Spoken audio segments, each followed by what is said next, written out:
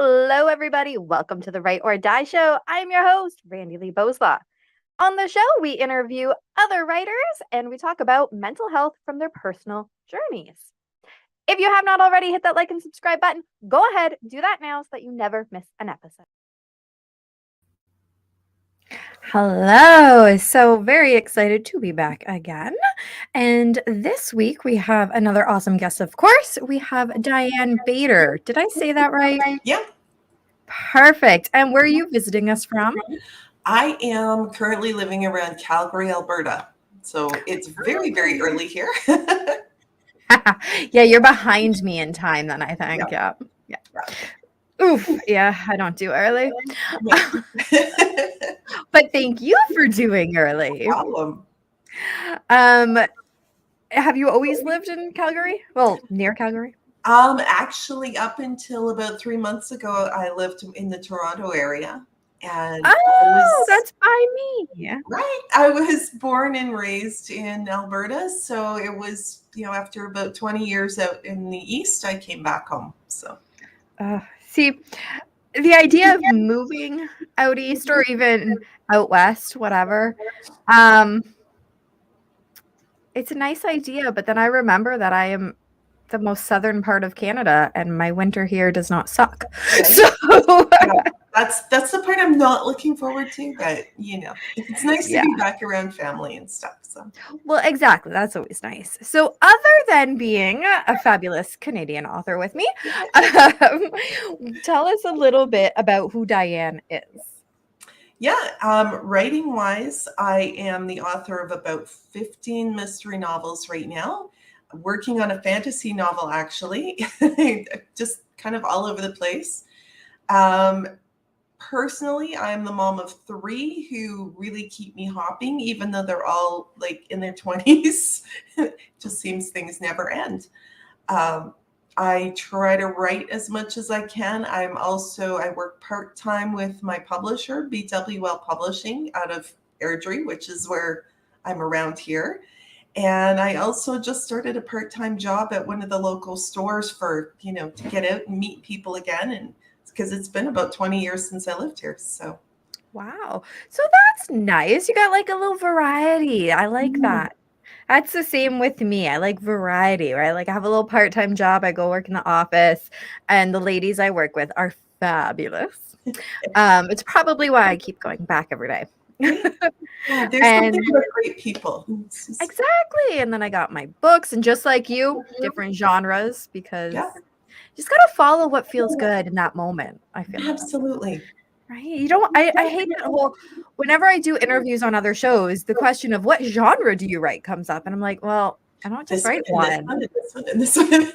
Right. Do you want to know which one I'm writing right now or which ones are written in the past? Right. Yeah. Because I'm actually not just, right now I'm finishing the fantasy novel and next will be another mystery. And then I actually have a romance series I want to work on. So nice. I have yet to ever do a romance or even have idea to do a romance because I don't know if I can pull that off. Yeah. I do like reading them though, like certain ones. I don't like the like super lovey-dovey ones, but I like the ones that involve like demons and fighting and then there's the romance part too. So but awesome. So what mental health are we going to be talking about today? I think the ones that I've gone through the most have been like anxiety and depression.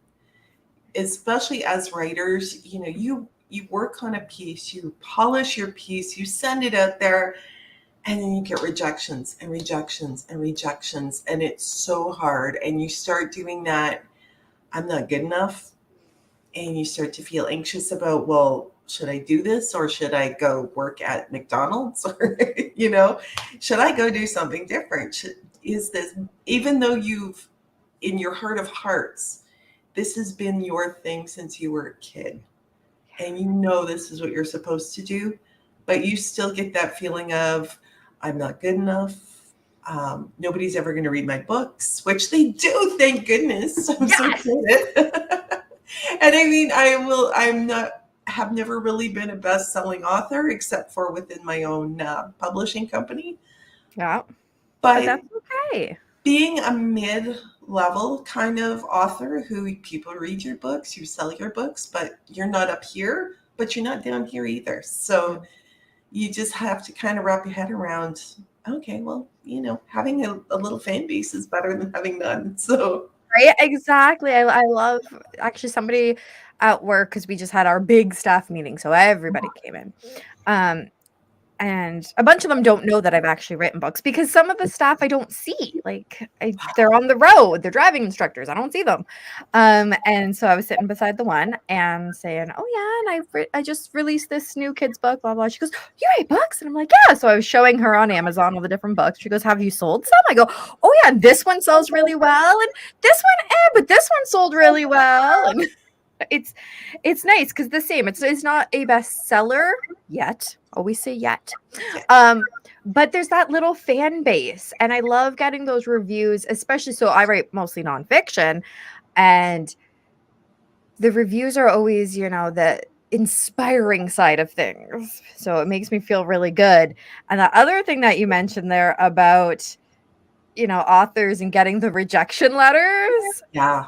Oh, and that is why I self-published, because dealing with depression, even though in my head, we know as authors, we know we're going to get told no way more times than we're going to get told yes. Yeah. Even though I know it, I didn't think, I was assuming, I didn't think that I'd be able to handle all the no's with my depression. I thought it would kind of like slap me around and then I'd just give up. So I went, you know what? It's my story. I'm going to publish it. Exactly. And so far, so good. Although there is still a little piece of me that wants to be traditionally published one day, just to say it was. Right? And I had such a weird path to actually getting a publisher that I don't know if I ever would have done it any other way, because it was just a weird, because when I wrote my first book and I started pitching it, and yeah, I was getting nope, yeah, sorry, great, send us something else. And it wasn't totally, okay, don't quit your day job kind of things, but it was a little bits of encouragement, but at the same time, it was still, yeah, not for us. Yeah. And I ended up as part of a critique group, an online critique group. And there was one person in particular, she did such a great job of giving feedback and not being mean, which I That's so important, because feedback is meant to be supportive and helpful. Yeah, exactly. Yeah. Take what you want from it. If you don't like what I said, just ignore it, because Yeah. But she was really great, and I asked her very nicely. I just kind of went, can you look at my book and just tell me where I'm going wrong? Because obviously there's something they're all not liking.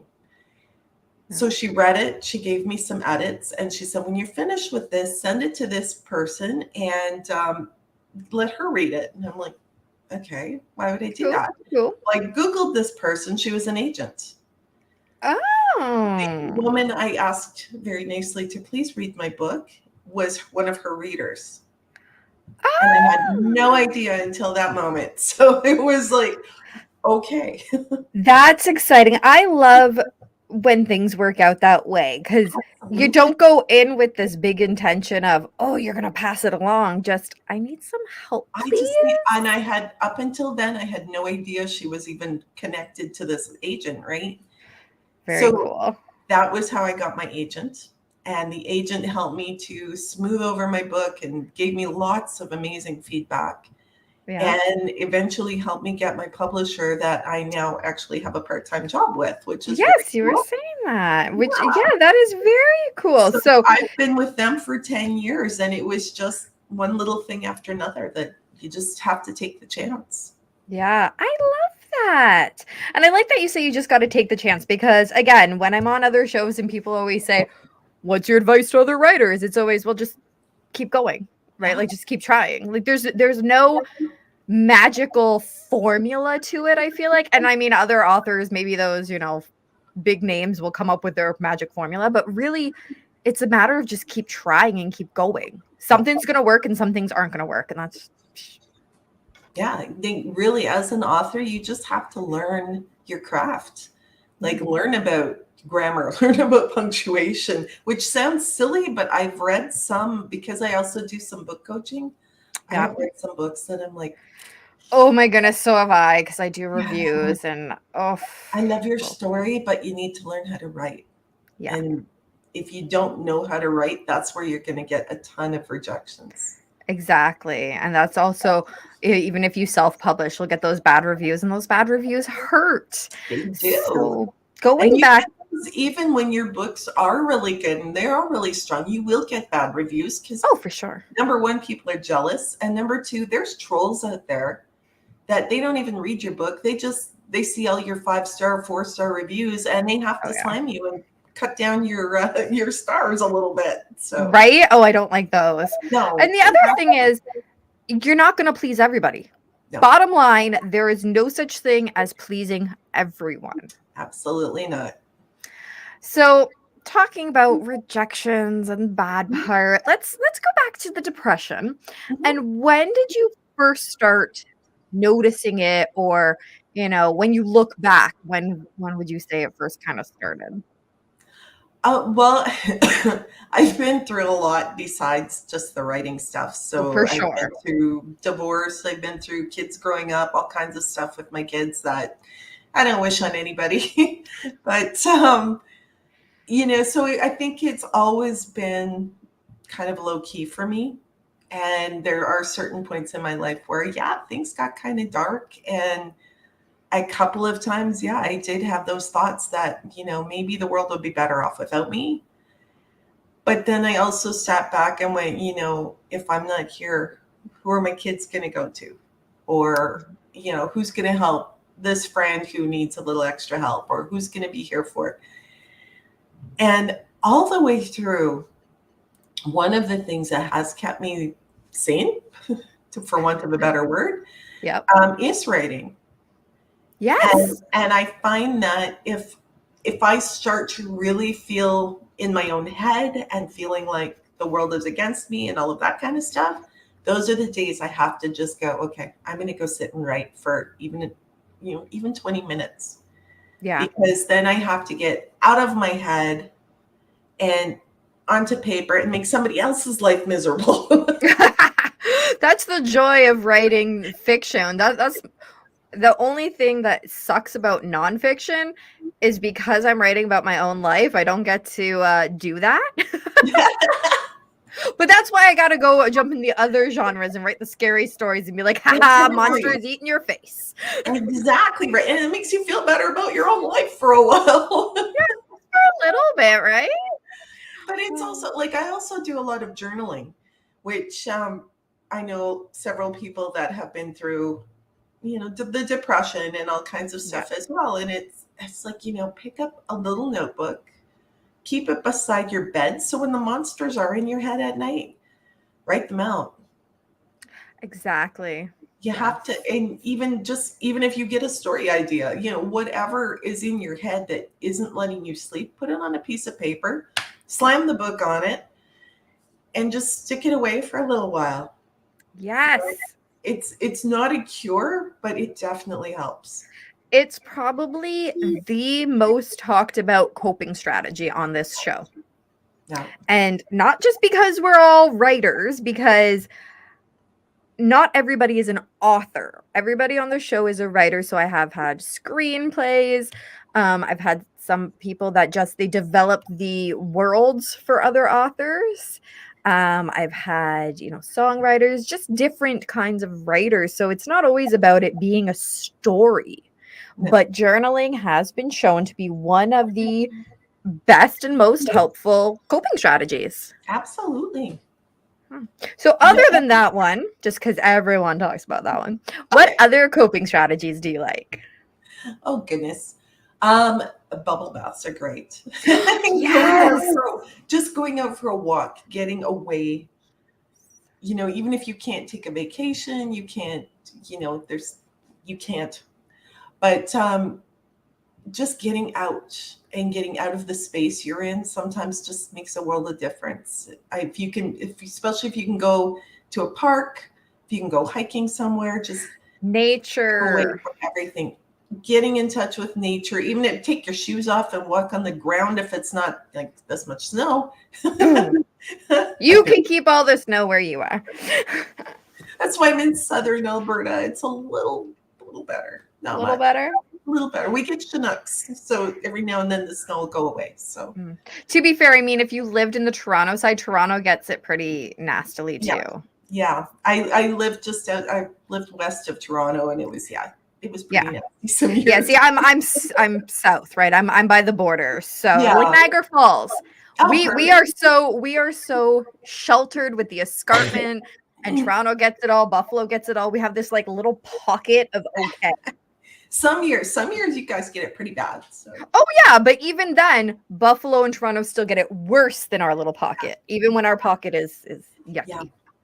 So I keep talking about winter with everybody because it's coming up, and I hate it so much, So when did so you said that you kind of like always had the depression was sort of there, but was there a time when you were like, oh my goodness, I need to fix this? This is not good. Absolutely. I was going through a separation, which you kind of see coming, but at the same time, you don't see what's coming. Okay. So I ended up on my own with 3 kids. And the job I was at the time, I absolutely had to leave for various reasons. And I had to start completely over, like from scratch. Living in a basement apartment with kids and starting a job that physically I couldn't do the job at the time, but I got stronger as I went on. Okay, that's good. And I just found that I was a lot more resilient than I thought I was.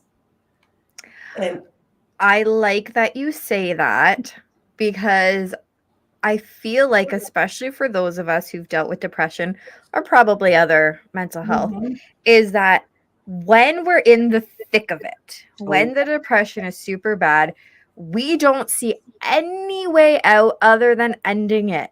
And yet, when we do come out that other side, somehow magically, sometimes I don't know how I come out of it, but when you come out of it, you're like, wow, I am much more resilient than I thought.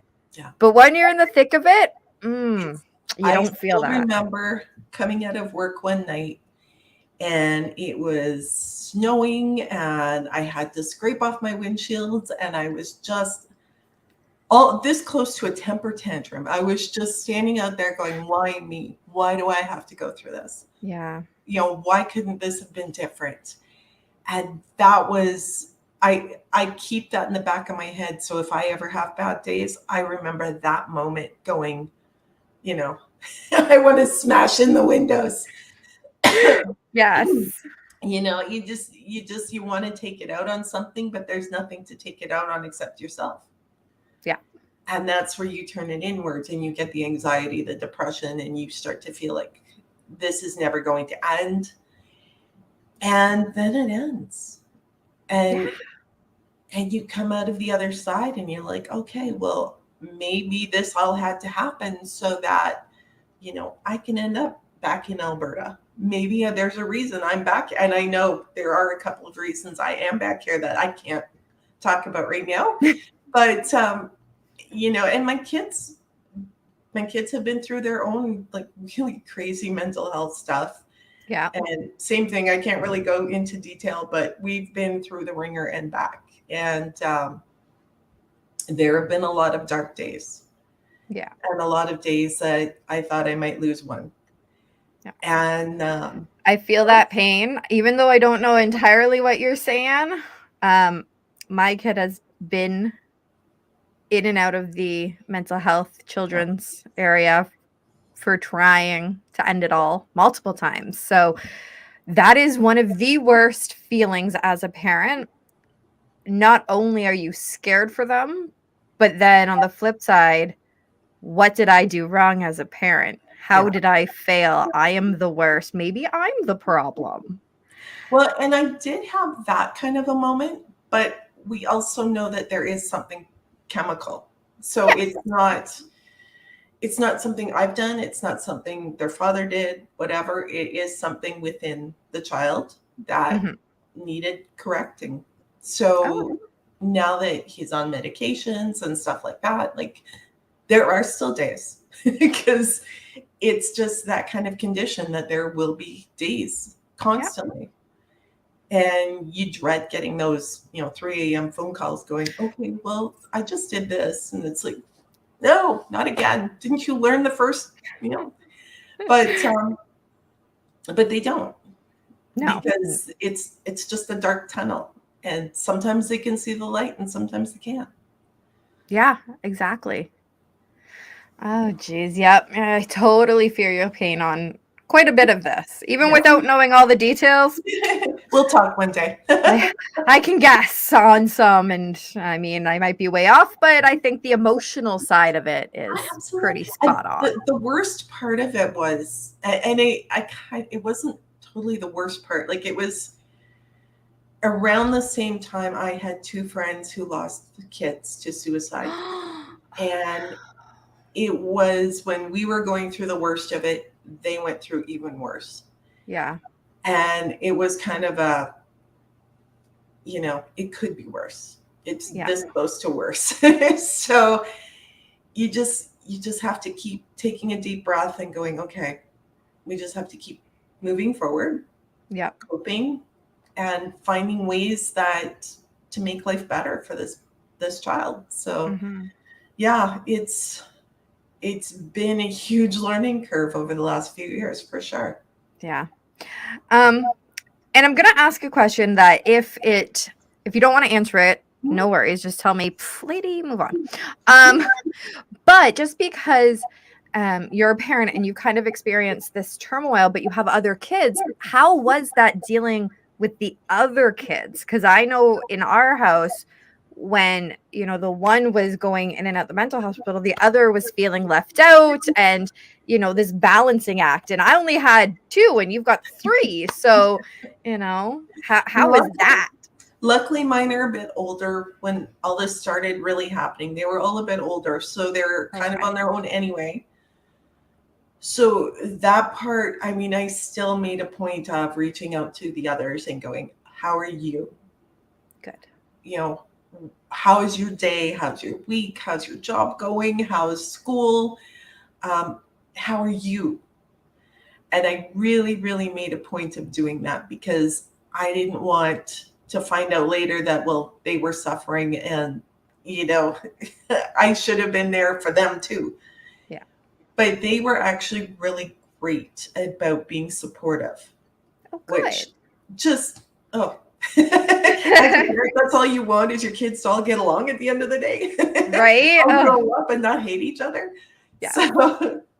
So it was really great for me to hear that, oh, they got online and they were playing games together and they were chatting about different things, and Good. they all kept in touch. So they all knew what was going on and nobody was in the dark.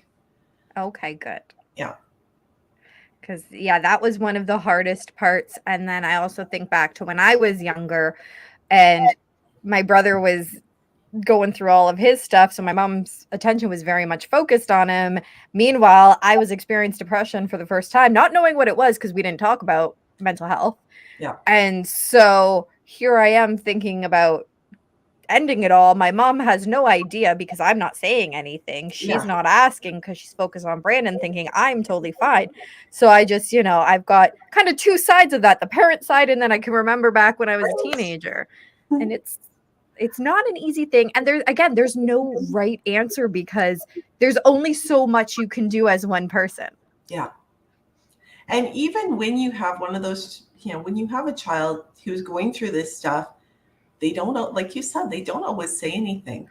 Sometimes they just put that mask on, the world's wonderful, and then they're gone. And Yeah. that's, like I said, that's what happened to a friend of mine. And it was just a shock. They didn't see, one of them, I think they saw it coming more, but a couple, one of the other ones was like, had no idea. Right? Exactly. I think if I would have followed through on some of those thoughts as a teenager, my mom would have been in that same position going, Yeah. What did I miss? Right? Exactly. So Yeah. So it's very scary because it's really, I don't want to say it's really easy to mask because I've definitely masked and it's not easy, but it's Yeah. really easy to, want to throw on that mask. And for people that don't know you very well or don't see you all the time or whatever, it's easy for them to believe that mask. Yeah. And they miss the little subtle, things that you can't really hide or whatever. A lot of them may miss it because they're somewhere else. They're focused on over here, and they're not really watching you going, oh, wait a minute. You never did that before. Why are you doing that suddenly? Exactly. And, it's not to say that for like, at least for my mom or for other parents that are listening, it's not to say that you are doing anything wrong, right? Like that's not what I'm saying. But when, again, you're only so much of one person. There's only so much that you can figure out on your own, that you can see on your own, especially as they get to be older and teenagers. Like I just was never home. I was always at a friend's house. I didn't want to be home with all the drama that was going on. So how was anybody supposed to know when I just wasn't there? Yeah. My mom's thinking, oh, cool, you've got friends, you're hanging out. That's awesome. So glad that you have friends and it doesn't seem like you're getting into trouble. I really wasn't getting into trouble. But from the outside looking in, totally get why she'd have no idea. Yeah. So because it's they don't want to worry their parents either. Exactly. So, well, my kids seem to not have a problem with that. But maybe that's a good thing because then they trust you to tell you stuff, right? And that's the one thing that I've really found is going through this experience with the kids and stuff. And I'm including all of them because it was a whole family issue. It wasn't. Yes, mental health does not affect one person. No. It affects everybody. You're not in a bubble. The whole family is affected. And I know it's brought us closer. There's a lot more things, especially a couple of my kids. It's like we can talk about anything, like literally anything. And there's some days they'll bring something up and I'll be like, give me a second here. We'll talk about it. I just need to wrap my brain around it. One second. Right? I just need 2 seconds. Okay, here's what I think. It's really been kind of cool how we can open up and have these conversations that we would have never had before. That's amazing to hear. And it's not an easy road to get to that point at all. Nope. Okay, so as you've, sort of dealt with the kids' issues, you've sort of figured out your own issues a little bit. What do you do now on kind of a regular basis? Doesn't have to be every day, but on a regular basis to, other than the bubble baths, because I love me some bubble baths. What are some things that you do? The funniest thing, I always used to do yoga for years, and then COVID hit, and it was just kind of that. I just stopped doing things. Yes. And just about a month and a half, I guess now, I stumbled across a YouTube yoga page, and they do 10 minutes in the morning and 10 minutes at night, and then a little meditation after. And I'm like, I'm going to give this a try. And what are we at now? 44 days I've been doing it. So I'm like, nice. And I found there was a couple of nights I didn't do it before bed. I couldn't sleep. And it was the weirdest thing. And I'm like, okay, I have to start doing this, making the time to do this at night, especially. Yes. And then I find I'm a little bit more relaxed and I can just crawl in bed and, read for a few minutes and go to sleep. So that's awesome. And I feel like because you're saying, it's only 10 minutes, that is so important, that a lot of times we get stuck in this concept, and I've done the same thing. I stuck in this concept of I want to exercise, whether it's yoga or something else. I want to exercise, but I need at least an hour to do it. And then you need time to get there, and you need time to... And then you have to shower after and whatever. But 10 minutes of yoga, you're not going to get that. I mean, you could get that sweaty depending what you're doing, but really you could There have been a couple. right? You totally can. Or like if you're doing Tabata style exercise because I'll do that. I'll do 10 minutes of a Tabata style. Actually, I'm drenched in sweat. But if I know, hey, I don't have the energy to have a shower after, I can just do some real relaxing, a few moments of stretches, of maybe just marching in place and just be able to move on. But you've got the blood flowing, you've got your movement in. And I think I love that you said that you found this 10-minute thing, because I think that we just forget that little bits can add up. Instead of having to, like before, I would leave work and I'd go up the street and I'd do yoga for an hour and then I'd go home. And I got to the point some days it's like, well, that's taking a lot of time out of my quiet time in the evening, right? But I loved the class and it was only a couple of days a week, which was good. But to do it every day is, you don't always have that time, or you don't feel like you have that time. Yep. If you're going to do just a few minutes here, a few minutes there, it really adds up and it still makes that difference into how you feel. And my legs are much tighter after a month. Wow. Right. So do you know what the name of the page is off the top of your head? The one I do is called Yoga with Cassandra. Okay. And she's Canadian as well, I found out. Oh, nice. And is that on YouTube you found it? It's on YouTube and it's all free. You can just go on, you can do her workouts and stuff, and you can just pick and choose, or she's got like a 30-day challenge, which is how I got started. And I did the whole 30 days. I was so proud. Woohoo! Right. So I love that. So Yoga with Cassandra, is that a C or a K? With K. Perfect. So if you're looking for a nice 10-minute kind of thing, there you go. There you have it.